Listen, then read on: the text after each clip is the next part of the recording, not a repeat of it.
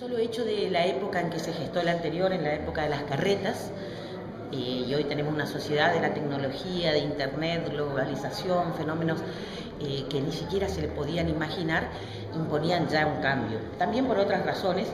era un código donde la mujer en esa época no teníamos derechos, éramos casi un ente. Estando acá en el salón de Eva Perón, pienso en todas las batallas por conseguir el derecho de sufragio, que eso fue hace 60, 65 años, pero aún así todavía teníamos discriminaciones muy fuertes. Por ejemplo, estábamos reguladas las mujeres junto con los menores y los incapaces, es decir, no podíamos dar el consentimiento, esa concepción liberal de que las mujeres solamente podían dar consentimiento los padres o los esposos, y nosotros ni siquiera, me acuerdo de mis abuelas, la generación de mis abuelas, no podían realizar una compra. Mi abuela venía de una familia de mucha plata y no podía administrar el patrimonio de su herencia, tenía que administrárselo mi abuela. Entonces, este es un código que viene a reparar esa democracia paritaria donde se termina este tema de las preeminencias. También un código que se inscribe en los principios de no discriminación, aceptar la diversidad étnica, cultural, sexual, agilizar los trámites de la vida, de nuestras vidas cotidianas, las relaciones personales, lo que es el matrimonio, las uniones convivenciales para los que nos quieren pasar por el registro civil y todo el trámite, pero sin embargo hay que tener derechos, adopciones más ágiles y bueno, creo que lo que es más discutido, pero que era necesario porque ya se daba, era todas las nuevas formas de maternidad. Maternidad por sustitución, con las técnicas de reproducción humana asistida, bueno, un montón de cuestiones que ya se venían dando pero no tenían regulación, así que creo que de eso se trata, un código civil que toma las necesidades de la gente y se lo escribe con un lenguaje más sencillo, no tan leguleyo como era el anterior. Yo creo que la comunidad correntina va a estar de acuerdo porque, vuelvo a decirte, es nuestras vidas cotidianas de ciudadanos donde nos encontramos todos estos problemas. El que se casó, tenés que esperar largos trámites, fallos ridículos de los jueces, que no se resuelve bien por ahí la situación de los hijos, bueno, todo ese tipo de cosas que lo único que hacían era entorpecer y generar más conflictos en lugar de ayudar a las familias que tienen situaciones difíciles a resolverlo. Así que creo que en ese sentido la comunidad va a estar de acuerdo. Hay sectores que por ahí tienen posiciones fundamentalistas. Hay sectores que quieren mezclar el Estado con lo religioso y lo religioso pertenece al ámbito íntimo de cada persona porque rige la libertad de culto en el país. Entonces, bueno,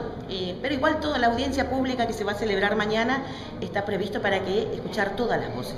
a favor, en contra, los que critiquen, los que tengan cosas para aportar. Se está discutiendo bastante en la comisión bicameral y se mantiene este espíritu de la convocatoria de Cristina cuando convoca a juristas en una comisión presidida por una Corte Suprema que es un lujo,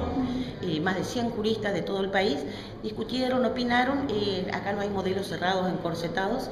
y cuando Cristina manda el proyecto de reforma y unificación del Código Civil y Comercial,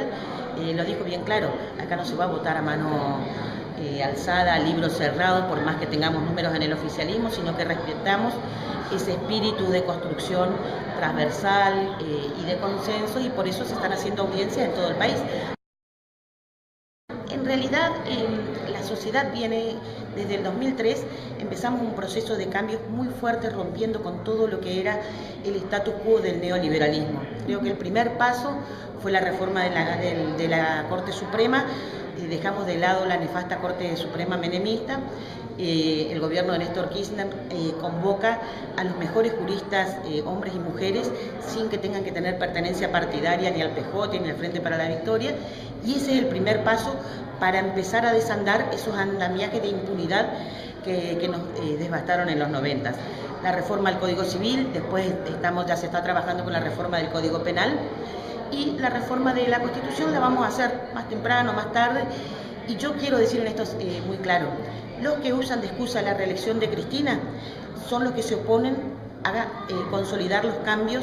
en lo social, en lo económico, en lo civil, en lo político que se viven en estos 10 años, son los que quieren mantener ciertos vestigios de lo que fue esa década del 90. La reelección de Cristina ni siquiera está planteado como un escenario, nosotros estamos trabajando con distintas hipótesis, pero hay algunos que toman eso para usar de excusa y no discutir nuevas reglas de juego, porque la Constitución del 94 todos sabemos que se hizo para la reelección de Menem con el espurio Pacto de Olivos. Por ejemplo, las mujeres no entramos dentro de la parte de los derechos, de la parte dogmática de la Constitución, entramos por la ventana del 75, inciso 22, cuando entran los tratados internacionales. Las mujeres en la Constitución estamos reguladas como una atribución del Congreso, no puede ser. Entonces creo que lo mismo que todo el tema de asignación universal, los ciertos derechos de educación, todo eso